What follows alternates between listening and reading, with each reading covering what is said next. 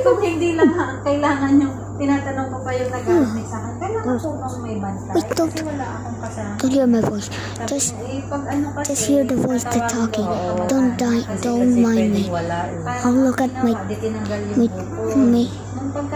tita has issues. And my mom is talking to my tita and they pray for her. Praying ends tomorrow. Please, just give me views and make me famous.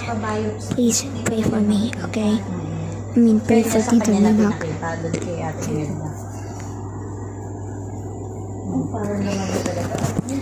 This is what it looks like, subscribers. So, let me take it. You can take a You can take a short break, subscribers. If you don't subscribe, just subscribe now. Please, just give me subscribers. Parang kasi, parang tenga na parang tenga yung niya. Parang namuulaman.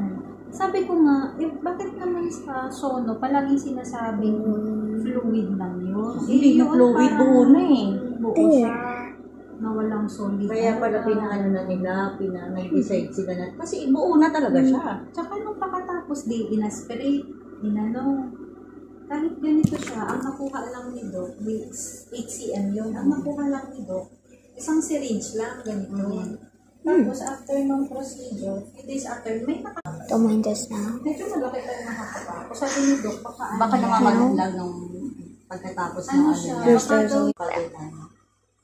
Sabi ko talaga, nagkaparapasensya nga ako kay Doc kasi medyo nirush ko din si Doc. Sabi po yung card ko sa Friday na na-expire.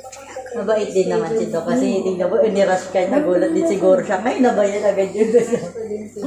Kaya parang sa isip-isip doon, sige para hindi naman sayang yung card mo. Schedule ka niya. Ngayon sa akin kasi dito, nag-check up lang ako, tapos nag-ER, sabi ko, kakain pa kami. Sabi niya, hindi ka nalalabas, diretso ka na mga kakain pa ako naglakad-lakad ako, dun sa park, malapit dun yung hospital, sabi ni Daddy, mag-hello ka dun kay Doc nga. Kasi sabi mo, nandito tayo, naglalakad-lakad, nagpapababa nga.